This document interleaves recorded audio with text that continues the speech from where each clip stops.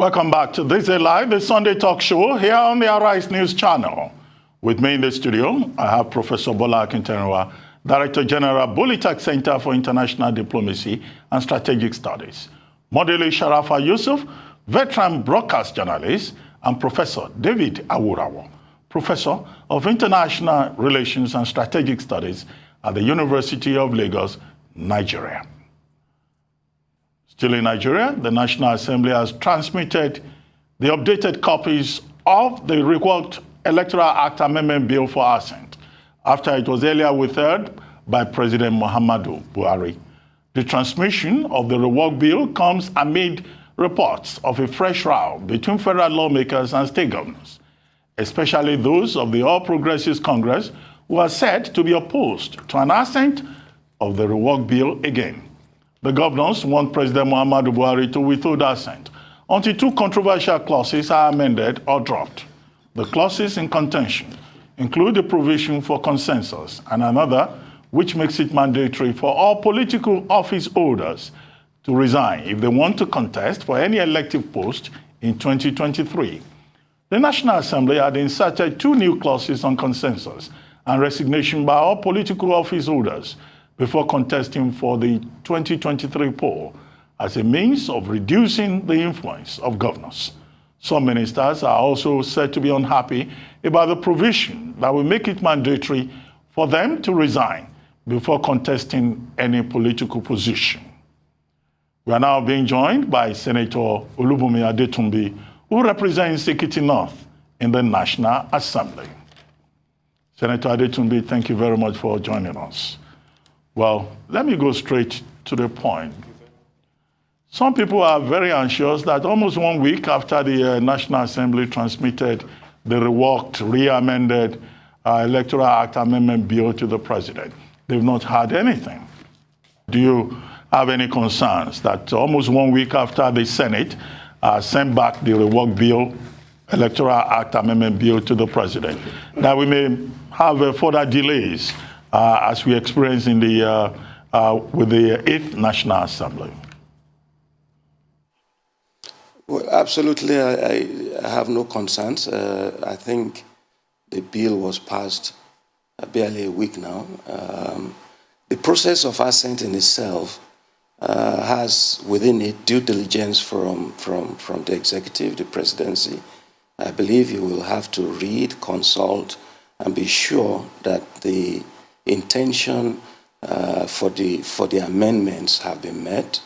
I have no concerns that it's not been signed within, the past 1 week.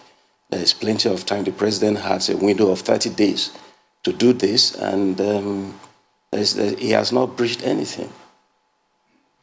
Okay, but are you aware of the narrative that governors of the APC specifically are opposed to a number of clauses? One, that political office holders will be required to resign their positions before running for election or even the primaries, and that the National Assembly has taken a more critical look at the idea of consensus, which was added in the re-amendment process, defining specifically what consensus means, and that some APC governors think that this is an attempt to reduce their influence. What do you think? I think the effort of the National Assembly to subject consensus to definition is to avoid multiple interpretation to a clause within this law that makes it, again, subject to discretionary abuse. If we all believe in the principle of good conscience, I think the provisions in the new amendment by the National Assembly is in good faith, that tends to put upfront and on record in black and white, codified in the document, what consensus means and how this can be achieved without much controversy, endless rounds of litigations, in a manner that everybody that wants to adopt this method of selection is aware upfront what it needs to comply with in order to achieve peace and to make the democratic process, the electoral process within the party more transparent, more predictable, and less arbitrary. That, I think, is the reason why the National Assembly did that. Okay, Senator, let me ask you another question. Some Nigerians are saying that what has happened with regard to this Electoral Act Amendment Bill is an indication that we have in the 9th National Assembly a National Assembly that can only back, but cannot bite, and that it is a rubber stamp assembly. As the chairman of the National Assembly on one occasion more or less confessed when he said that whatever the president wants is what the National Assembly under his watch would do. And you recall that when the president vetoed the amended bill initially, there were people hemming and hawing, so much hoopla in the National Assembly, and people say, oh, they will override the president's veto. But in January, when the Assembly reconvened, everybody just behaved like, persons that have been beaten into line. So do you agree that this 9th National Assembly, you've been there since 1999, you were there also 2011 to 2015, and you are one of the ranking senators. So what kind of National Assembly do we have? Well, let me say this to set a premise to respond to you. First, there will be no need to bark or bite in any circumstance, but there will be a lot of need to respond to logic and to common sense. If you agree with me, the idea of not having a choice and the freedom to express it is what separates democracies from dictatorships. And whether it be for individuals, groups of people, or institutions, whatever the case may be, the elimination of freedom, elimination of choice in itself is an erosion of freedom. I think this is the fundamental premise that the argument of Mr. President was based, that a law that forecloses choice to individuals, institutions like a political party, does not have a right to decide how he wants to run his own internal affairs, cannot be described as democratic. The whole idea of there is no alternative to direct primaries in itself is an antithesis to democratic ethos. And this is the logic of the president, which I believe the National Assembly responded to as a superior logic, to be able to revisit its laws, the draft laws that it made, and make it more compliant with democratic principles. I want to congratulate the president for disagreeing with that draft, and also congratulate the National Assembly for responding to a logic that is in the best interest of our system. That will not be described as rubber stamping. It will be, it can only be described as responsive, as being reasonable, as being logical, and as being reflective in the best interest of the country. This is not rubber stamping, but responding to common sense. Amendment further to the bill, and that has to do with the section 31, subsection 5, dealing with who has the legitimate right to contest in court the credentials of a candidate in an election. Previously, that was left open to any Nigerian. Any citizen could go to court and express concern about the birth certificate, the educational qualification of a particular candidate in an election. But now, the National Assembly has amended Section 31, subsection 5, to say that only persons who took part in the primaries are the ones who have the right to go to court. And, does this really make sense? There are persons who have said this is unconstitutional. NGOs, including even a group like IPAC, the Inter-Party Advisory Council, has said no, this would promote a lack of transparency. You remember the case in Bayelsa State, where it was Doye Diri of PDP that went to court to challenge the qualification of the deputy governorship candidate of the APC, Diego Eremienyo, I think that was his name, And at the end of the day, the APC that had been declared winner, was pushed aside, and the PDP took over in Bayelsa State. In another case, Lawrence case, we had a precedence in terms of persons who can go to court and challenge it. What do you think about this, and how did the lawmakers arrive at this thinking that the citizens should be precluded from challenging, discrepancies in forms submitted to INEC? I think this speaks to the issue of jurisdiction and local standing of people to challenge primary elections of a party that they are not necessarily members of, because this is purely an internal selection process, and measurement of credentials is all part of the preparations of the party. In a situation where you have 200 million people, Nigerians, who are eligible to go to court, that becomes unwieldy if sufficient firewall is not built. Firewall from point of view of really who has local standing to be able to say this is right or this is wrong. Obviously, it cannot be the entire population. Otherwise, you have a rash of litigations, judgments that are conflicting with one another from different jurisdictions, depending on tendencies and so on and so forth. In the best judgment of the parliament, it is believed that it is those people who are directly infractorate in terms of the issues that should be able to lay claims to redress in court. Don't forget, Ruben, that the lawmaking process is iterative and cumulatively leads to improvement from one version, one edition to the other.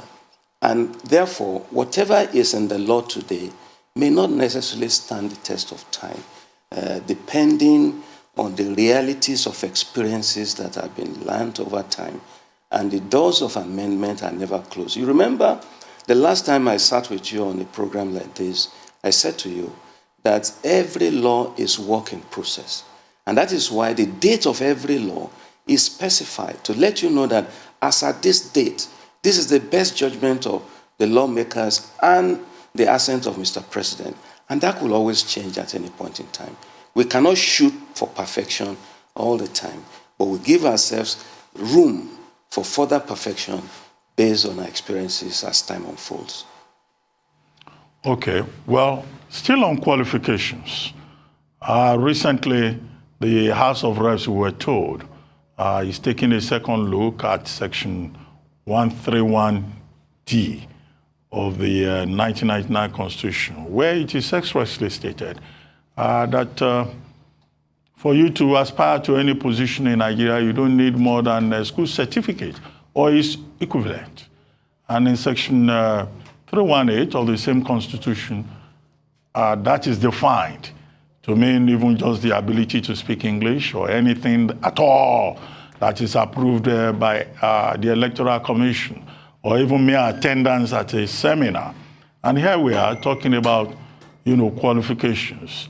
What do you think of that proposal coming from the floor of the House of Representatives? And to the point you made earlier, you realize that in this country, there are persons, you are not hearing me?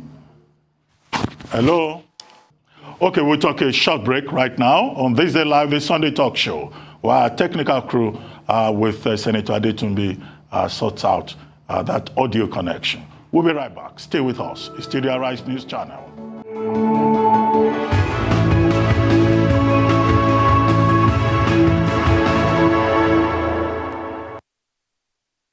Our guest is Senator Olubunmi Adetunbi, who represents Ekiti North in the National Assembly. And we've been looking at the Electoral Amendment Act bill as re-amended and forwarded back to President Buhari for his assent.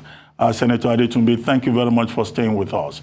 Now, I was saying before we went on break, after that discussion over Section 31 subsection 5 of the Electoral Bill, as amended, as to qualifications and who has the right to query the qualifications of those seeking political office. And I would say in the House of Reps, the House of Reps is now taking another look at Section 131D, which says all you need to gain political office, including the presidency, is a school certificate qualification or its equivalent.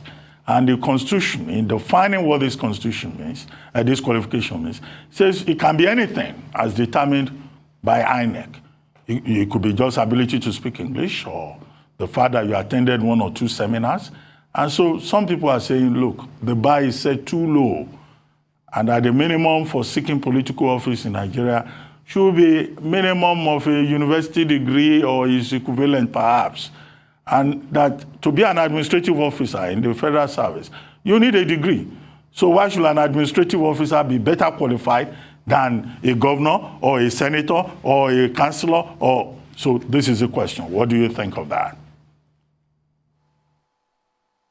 Well, whatever prepares a person for political office that enables him to perform effectively and deliver services, I think should be encouraged. And clearly education is one of that. But in a society where access to education is almost an elite privilege, it precludes us to say that we have to evolve a system where access to education becomes universal to every extent possible, so that nobody is eliminated by the accident of birth from subscribing to ambitions, whether presidencies or whatever. I will definitely, wish for a better preparation for leadership position, and clearly educational level below university degree, tertiary level is not something that I think we should entertain. Come back to national issues, and that will be the APC convention. Let's go straight to your constituency, where you are one of the leaders of the All Progressive Congress, on which platform you are in the 9th National Assembly. Your party in Ekiti State had its primaries recently, and the candidate that emerged is Biodun Oyebanji, and it was on this channel on another program, The Morning Show. And the argument by those who felt that they were disenfranchised, that they were discriminated against, is that this candidate that emerged is a rookie, and that the governor, Kayode Fayemi, simply imposed him on everyone else. Where do you stand in the division that has emerged in the Ekiti APC? I think to be described as a rookie is the worst form of description that anybody can give to Mr. Biodun Oyebanji. And I think this is a very good opportunity to try to establish the political pedigree of this candidate. Here was a man at under 30, was the secretary of the Ekiti State Creation Committee far back 1996. That was before Ekiti State came into existence. He was barely 28 or 29 at that time, a university lecturer in Ondo State University, secretary of Ekiti State Creation Committee. And in that committee, you have Kabiesis, Obas, big, brand names in Ekiti that fought for the creation of the state. This is Mr. Biodun Oyebanji. I think that should count for something beyond, that cannot be described as a rookie. In 1999, when Governor Niyi Adebayo was in charge, this man was the special advisor, parliamentary affairs, and later became chief of staff to Niyi Adebayo. I came into politics in the year 2000. Biodun was in government. None of the candidates, I will say, without any fear of contradiction, predated Biodun Oyebanji in the politics of that state. That you are, self-effacing, you are not a media personality, it does not mean that you don't exist. It's just a lifestyle, and it's a choice that people are free to make. He was, I recollect that it was Mr. Biodun Yebanji that first time introduced me to Kayode Fayemi in 2006 when JKF was trying to run for office. He brought him to me. It was through Banji Oyebanji that I met Michael Olubunmi Bamidele. Then he was also part of the campaign of Okwe when he wanted to be senator in 2011. He was in competition with Femi Ojudu at that time. And I remember that Oyebanji was in the apex of his political organization. This man served as commissioner for regional integration, Fayemi first term, and later became commissioner for budget and economic planning. He's also a technocrat. He was a banker, and in the second term, is the head of service. Clearly, that's not how a rookie looks like. This is a politician with extensive network and contacts in Ekiti State, and very quiet, self-effacing person, highly efficient, and he served until recently as the cabinet secretary in Ekiti State. And the records are there to show for those who wants to know. He's definitely not a rookie, and this is the campaign of people who wants to make us believe that for a governor to take more than a passive interest in who succeeds him, it's not something that can be demonized. Absolutely not. In families, in institutions, in associations, leadership succession is part of the responsibility of leadership. But you have to do it in such a way that you don't disenfranchise others, you don't take their rights away from them, but you have the liberty of choice of who you prefer without necessarily making it difficult for others. It is within the right of leadership to prefer one person to the other. In 1999 senatorial election, Mr. Dayo Adeyeye was preferred by Afenifere as the senator to represent Ekiti South. Niyi Adebayo conceded that to that preference, and he stood for that election. Okwe Bamidele was preferred as a commissioner in Lagos. For 12 years, he was in the cabinet of Lagos. It is not because there are no Lagosians there, but simply because he was preferred. So preference for one person or the other, it in itself is not a crime. The important thing is the process. Let the process be open, let it be transparent, let it be inclusive, and let everybody have an equal opportunity of competing for this office. And that is exactly what recently took place in Ekiti. Well, but the other 7 aspirants, including Opeyemi Bamidele, including Fakparusi, Demola Pupola, and even Dayo Adeyeye himself, whom you refer to, they have said that they will go on appeal. And some of them even boycotted the process. And you recall that in Ekiti State, no political party has ruled that state, has governed that state back to back since 1999. With this division within the party, do you think that APC has not already shot itself in the foot? Well, let me say to you that fundamentally and structurally speaking, there is no division within the party. There is disagreement among aspirants, okay? That in itself is not equivalent to divisions within the party. That an aspirant has issues with process, that does not mean that the party is divided.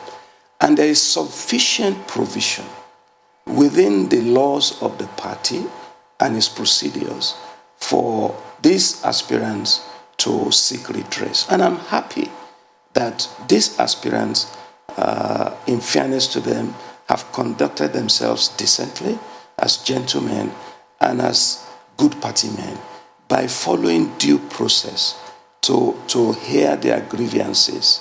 I know they filed an appeal to the appeal committee. I don't know the outcome of that, but I believe it's work in process. Some of them have even said they could seek redress in court. But despite all of these actions, there's also spirited efforts at reconciling. I've been part of discussions with a number of them, just appealing for calm, because When you lose elections that you thought you will win, it's not an easy pill to digest. And it requires a lot of time, reflection, persuasion to be able to move away from anger or frustration or disappointment into rationality. The process is ongoing. People are talking. And the good news in Ekiti is that across all these divides, there is a conversation going on, all aimed at pushing for peace and making sure that we don't take our internal conflict into the elections. And I have no reason at all whatsoever to doubt the integrity and the patriotism of all these 7 aspirants and their love for Ekiti will prevail over anything that is called self in an attempt to ensure that we don't throw away the baby and the bad water. I just ran through the pedigree of Olubunmi. He's not a newcomer. He's a friend to all of them. We're all friends. We've served together in several committees, projects, task forces, and so on and so forth. I think the spirit that unites us is stronger than the one that is trying to divide us, and I'm quite optimistic about that. Well, yes, I heard you when you talked about his antecedents, his pedigree, and all of that. But the main issue by those criticizing the APC primary, and you say there is no division, well, if you look across the aisle, you see that in the PDP, Segun Oni has already left the party. He has gone to ABGA because the PDP also had issues with their own primaries. But in APC, in Ekiti State, the issue was that, look, all the electoral officers at the various levels, they were supporters of Olubunmi and also persons closely associated with the governor. Why was there no internal democracy in choosing those who will preside over the process? That is the main poser that has been raised. Well, let me put this in context, that this election is an in-house election within the party. The participants and the operators of the process are all members of the same party. We had no access to external resource people, be they civil servants or whatever. We couldn't have gone outside the party to recruit monitors or presiding officers. We had to use people. Ruben, you will agree with me. On the heels of any internal election within a political party, it's rather difficult, if not impossible, to find a single member of that political party that is not already committed to one candidate or the other. And so whoever you bring to play a role or the other will have been committed. That's number one. The second issue here is that these presiding officers, what was their duty? Their duty is to report what came from the wards. The election took place right in the ward. I was at home. I was in my ward, Ifaki Ekiti Ward 1. I was there. I was accredited. I queued, and people queued behind me. Those numbers of people that queued were counted, and the reports were sent to appropriate channels, later collated, and the winner was announced. I also know for a fact that in virtually all the state, in these days of handheld devices called telephones, everybody was busy shooting photographs, recording videos, streaming them online, reporting it to Ekitis in diaspora.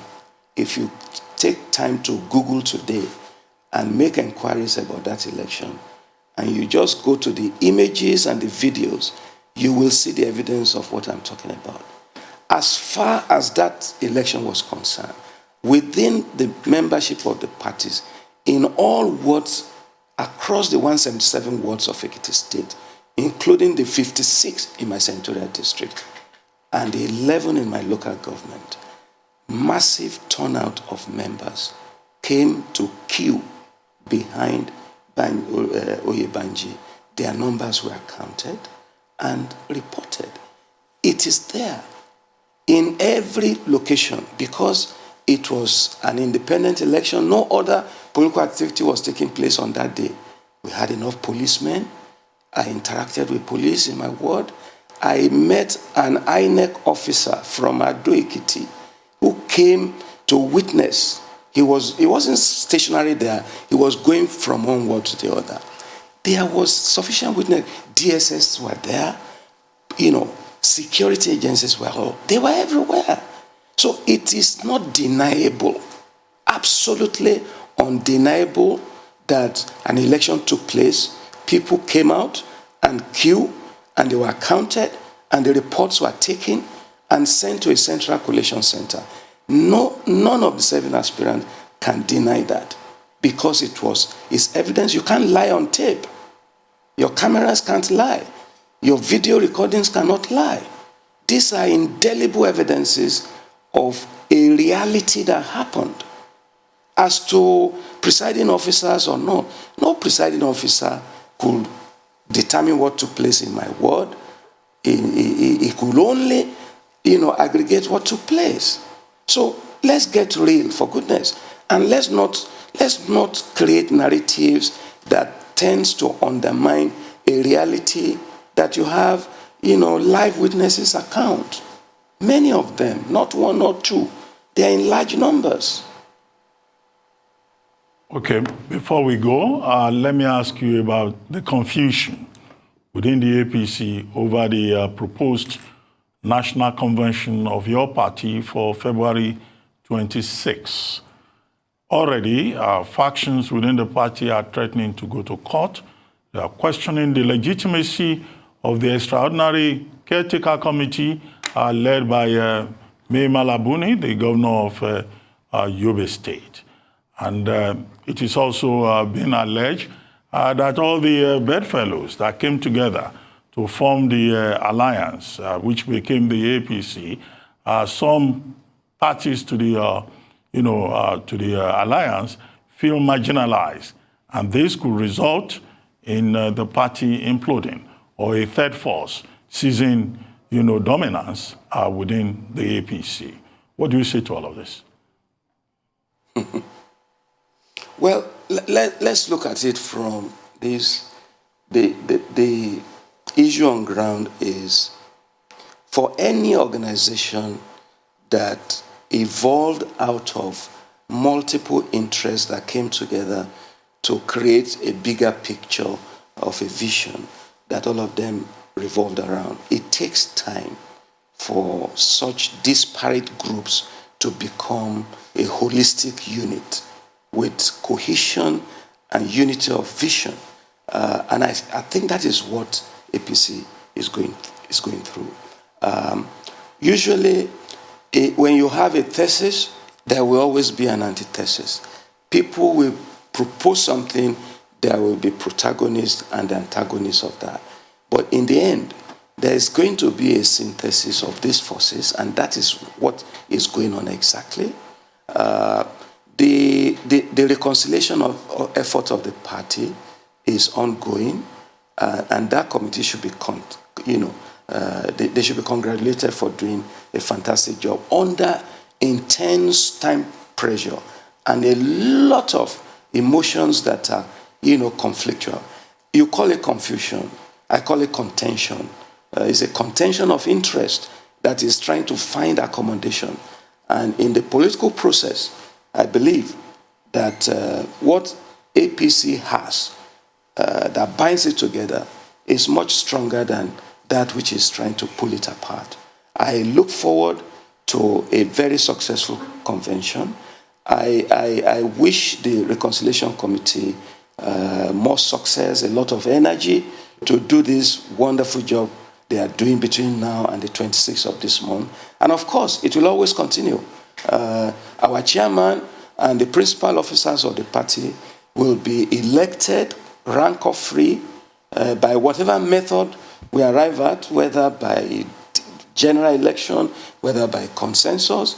It will be hitch-free, And I have no doubt that the end and the outcome will be successful.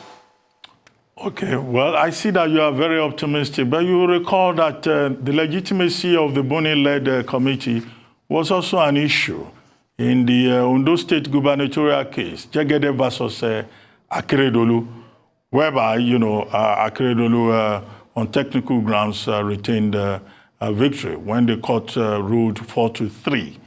And the fear is that, litigants may bring this up again to test, is it Section 18 or so of the APC Constitution, which says you can't hold two executive positions at the same time. Do you really see the possibility of that being an issue again this time around, and the possibility of it going the other way, which would then cause serious division within the party? Well, we will respect opinions of people and their interpretation of the Ondo judgment, and as it affects the Section 18 of our Constitution. And opinions can differ as there are numbers of people who hold them. So one cannot really, resolve this on the basis of me thinks or he thinks. The good news is that we have a justice system that allows the courts to have the final say in matters of this nature. And I have no doubt about the ability, the capacity, and the readiness of our courts to allow people to ventilate their disagreements and then let the court give a final interpretation of whether Buni is illegal or legal, or whether it has jurisdiction or no jurisdictions. These are cases of judicial interpretation. And I think we keep our gunpowder dry and cross the bridge when we get there. Okay, finally, before we go, there is another matter of public attention involving the Senate, which is the endorsement of the list of INEC commissioners sent to the Senate by the president. It has been alleged that one of the proposed persons who has now been cleared, Justice Rhoda Gumso, I think that's the name, from Gumus, not Gumso, Professor Rhoda Gumus from the South, Bayelsa State to be specific. According to the Human Rights Writers Association of Nigeria, on January 26, they sent in a petition to say that she's a member of the APC, a card-carrying member of the APC, and to that extent, she should not be, appointed an INEC commissioner. This is not the first case. Special Assistant to the President on Digital Affairs, Loretta Noche, there was a similar issue also with her. But this time around, the Senate committee is saying it is not aware of any petition, despite the fact that the evidence was put there in the public domain. Do you think it's okay for card-carrying members to be appointed INEC commissioners? Well, the duty of an INEC commissioner of necessity requires him or her to be partisanly neutral. In order for you to be able to do your job without any vested interest or biases towards the rights of others. So in order to avoid all this kind of conspiracy theories and all of that, that's why it is highly recommended that people that are not affiliated to political parties should be considered for this position. So I'm in support of that. Just yesterday, I was at the Constitutional Review meeting, and I sat next to the Senate spokesperson, and we had a chat on this matter. And the fact on the table is that the whole process of the clearance of this person in question had been completed, concluded, report written before the date on the petition that is being referred to. So, if you like, the committee did not receive any petition concerning this person as at the time it was doing its work. and it cannot rely on a non-existent evidence before it to make a judgment. The petition came after the work has been completed. That is not to foreclose that the case can be reopened in the face of compelling superior evidence that questions the legitimacy of a pre-existing position. And that has happened before. It can happen again. The legislative process is not an executive fiat. There's nothing final. It is always work in process. And it will always respond to new evidences that are not contrived and for which accusers can justify. So I'm not going to say here and say that the committee had committed an infraction or the Senate had acted in partisan interest. That is clearly not true. When you subject the evidence before the Senate to critical review, they've done the best they can do. And if there's any need for them to go back to it, I'm sure that will be taken over. We have processes for all of these things. And the Senate processes are robust enough to be able to respond to this kind of eventualities, which is clearly a human issue, and it can be tidied up at any point in time. Well, on that note, I would like to thank you, Senator Olubunmi Adetunbi, for joining us on THISDAY Live, this Sunday talk show, and for your insights on all the key issues we have raised in the course of our conversation. Thank you very much indeed.